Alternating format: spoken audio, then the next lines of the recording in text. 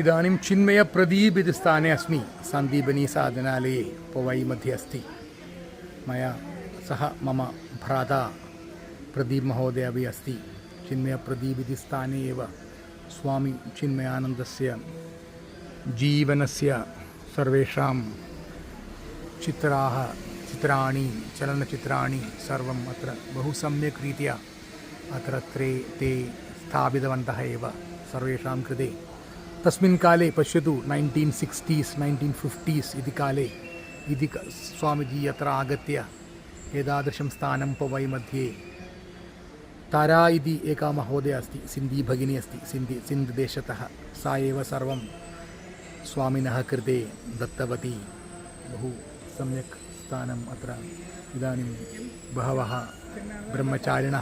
ब्रह्मचारिण्यः आगत्य वेदान्तपठनं कुर्वन्तः सन्ति अत्र मन्दिरम् अस्ति जगदीश्वरमन्दिरं तस्मिन् काले अरेबियातः जनाः आगत्य मन्दिरस्य कृते धनं दत्तवन्तः शिवप्रतिमा मुख्यमूर्ति शिवमूर्ति एव तदनन्तरं पार्श्वे कृष्णमूर्ति अस्ति देवीमूर्ति अस्ति वामभागे बृहत् सम्यक् स्थानमेव चिन्मया मिशन् इति अग्रिमे वारम् एकवारं पूर्णम् अत्र आगत्य सर्वं वयं पश्यामः इदानीं तु वयं किञ्चित् ह्रस्वरूपेण सर्वं पश्यामः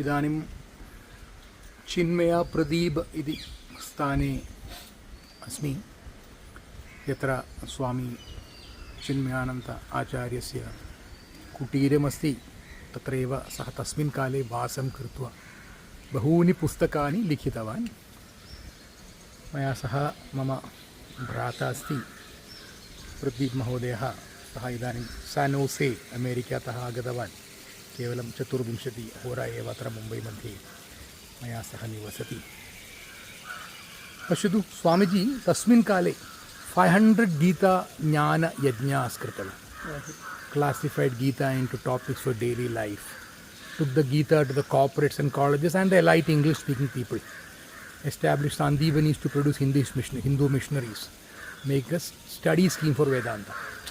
ये जनाः आङ्ग्लेय भाषा वदति तेषां कृते वेदान्तं सरलीकरणं कृत्वा सर्वोपदेशं दत्तवान् तस्मिन् काले. Let us go to Swamiji's kutia.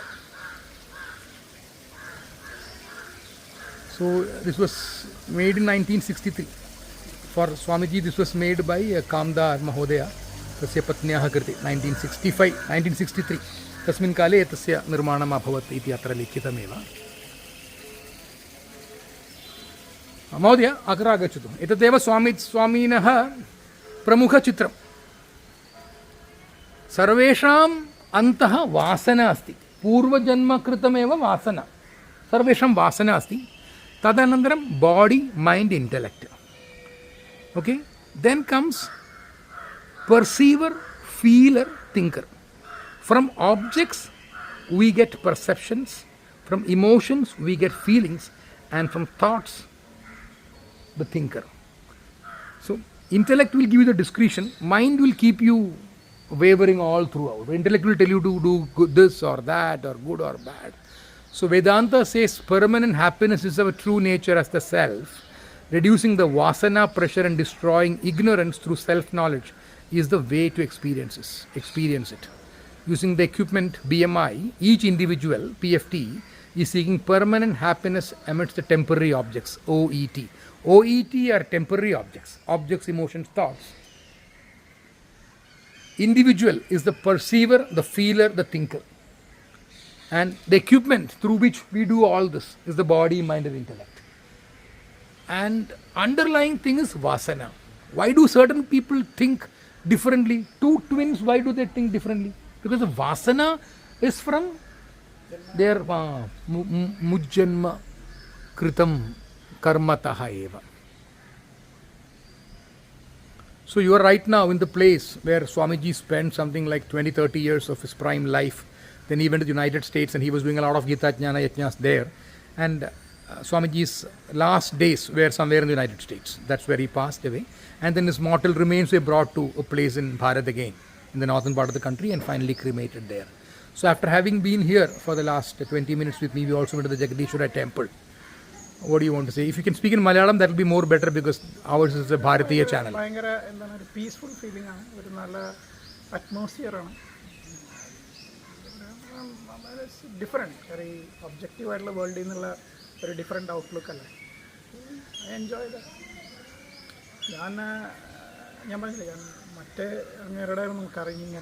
I have seen some YouTube videos.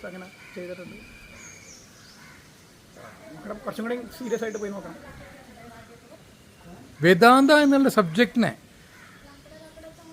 saralikaranam krutva ye janaah angalaya bhasham vadanti tesham krute bhashanam bahuni bhashanani bahavaha bhashanaah sah kritavan pustakani likhitavan tad sarvam idam sah sarvam asmakam krite kritavan. He has done everything for us. Even this place, just imagine in Bombay, it's unimaginable. It's like a forest setting, right? He had planned at that point of time the temple that is constructed there, which we went right now. Astu Mahodaya.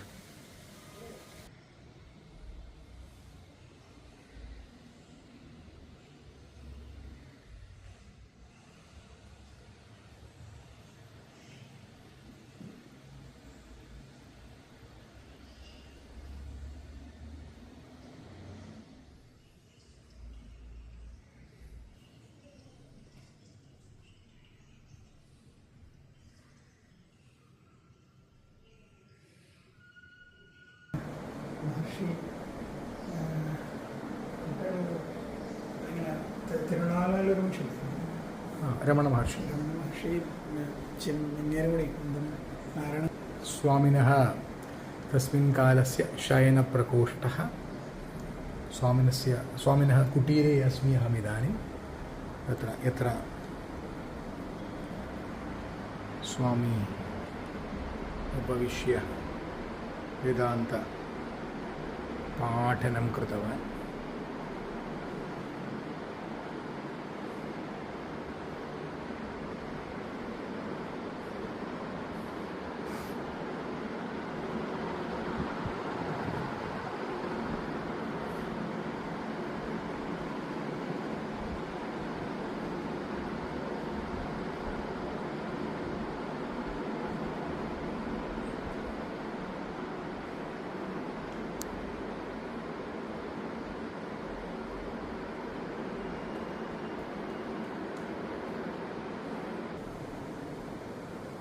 इदानीं किञ्चित् नवीकरणं कृत्वा सर्वं सम्यक् रीत्या सज्जीकरणं कृतवन्तः. स्वामिनः गुरु श्रीनारायण गुरु आचार्येण सह उपविष्टुं चित्रं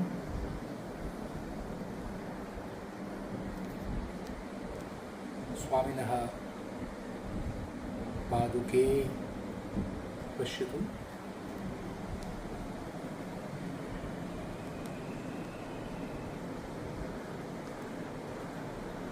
पूर्वमेव उक्तवान् मम भ्राता अस्ति मया सह प्रदीप महोदयः. तस्य कारणेन एव अत्र अहं विजयदशमी दिने एव अद्य आगतवान्.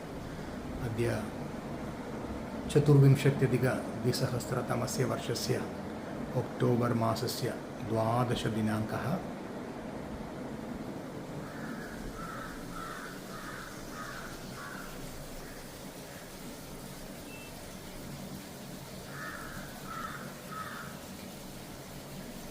So what Swamiji says is, through my body, I the perceiver perceive the objects. Through my mind, I the feeler feel the emotions. Through my intellect, I the thinker create and disseminate and dissect thoughts.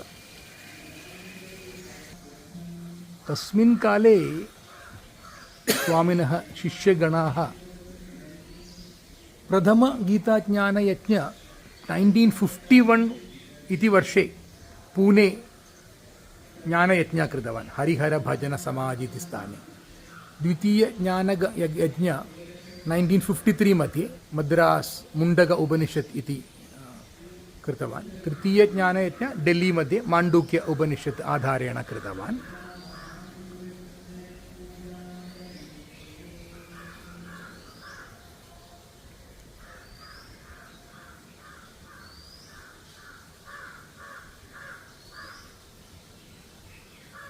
अस्माकं परम्परा ज्ञानपरम्परायाः वर्णचित्रमेव एकं वृक्षरूपेण सर्वं दर्शितवान् कति वेदाः सन्ति स्मृति श्रुति इति शाखाद्वयमस्ति स्मृतितः अस्ति धर्मशास्त्र तन्त्रशास्त्र पुराणास् दर्शनशास्त्र इतिहास निबन्धग्रन्थाः स्मृतितः श्रुतितः अस्ति चतुर्वेदाः चतुरुपवेदाः उपवेदा मध्ये आयुर्वेदमपि अस्ति षड् वेदाङ्गाः तत् सर्वं श्रुतितः एतादृशं सर्वं सम्यक् रीत्या अत्र दर्शयति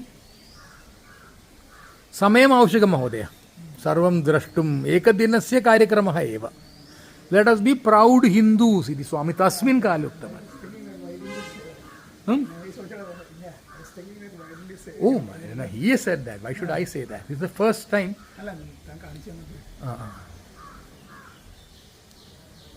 विश्व हिंदू परिषत् इति 60 शताब्दपूर्वम् अत्र एव उद्घाटनम् अभवत् 60 years back. So last year we had a ceremony. केरलातः विश्व हिंदू परिषत् सचिवः अध्यक्षः विजी तम्बी इति एक डायरेक्टर् अस्ति केरला मध्ये फिल्म डायरेक्टर् सः आगतवान् अत्र कार्यक्रमः आसीत् 60 years of विश्व हिंदू परिषत् उद्घाटनस्य अनन्तरं 60 years back एतस्मिन् आश्रमे विश्व हिंदू परिषत् सङ्घटनस्य उद्घाटनम् अभवत्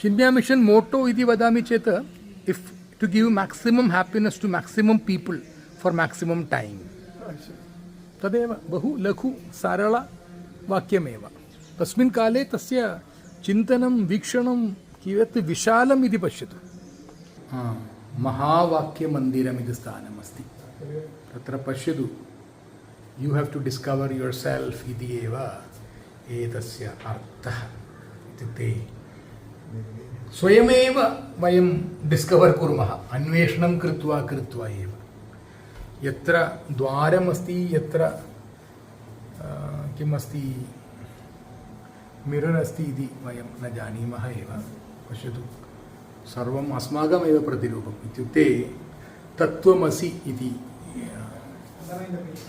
तत्त्वमसि डिस्कवर् युवर् सेल्फ् तद् त्वम् असि इति एव अर्थः पश्यतु एतत्तु न्यूतनमेव प्रथमम् अहं तत्र आगतवान् इट् इस् न्यू पूर्वं न आसीत् you have to there is an exit अस्ति एव or we came in the wrong way you can go some other way no? अस्तु अस्तु अस्तु that thou art tatvamasi individual is essentially one with the supreme अस्तु अस्तु चिन्ता मास्तु पश्यामः एव किन्तु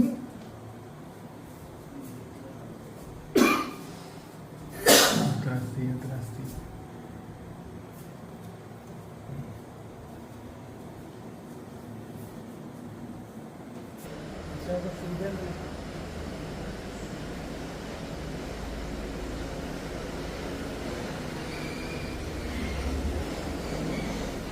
Swami Chinmayananda walked from Rishikesh, passing through many forests, and after many days finally reached Uttarkashi to study under Swami Tapovanam. Giving the reference of Swami Shivananda, he asked Swami Tapovanam whether it would be possible to study Vedanta under him. Swami Tapovanam replied, "What is the proof that Swami Shivananda sent you? Go and get a letter from him." Though disturbed, Swami Chinmayananda walked down to Rishikesh for the letter. Swami Chinmayananda smiled and Swami Shivananda smiled and said, "You have passed in your first test." Kutia of Swami Chinmayananda was so low, 9 feet by 5 feet by 4 feet, that he had to stoop over when inside and he had to share it with another Guru Bhai student. So this is the kutia in the ashram of Swami Shivananda, a kind of replica of that, where Swamiji used to live. So basically, it means the door of the olden houses and all were very, they were very short, right? Those were not very tall doors. Today's houses have something like 7 feet, 8 feet, 10 feet tall doors. But then olden properties were not like that. It's basically that when you enter a house, you enter with reverence and respect. So similarly, when you enter into a hermit's an ashram, Yeah, but that will expose the elements. The smaller the structure is, heaty and correction of the color. ഐസിൽ തന്നെ താൻ തന്നെ ഒരു ഇതുണ്ടാക്കിയിട്ട് അതിനകത്ത് കിടന്നുറങ്ങാൻ ആൾക്കാർ പറഞ്ഞു കാരണം it warm your self. Okay. Overall volume is also lesser. But the structure is still okay. But only the entrance and the exit is a little small. Structure അതിൽ ചെറുതാണ്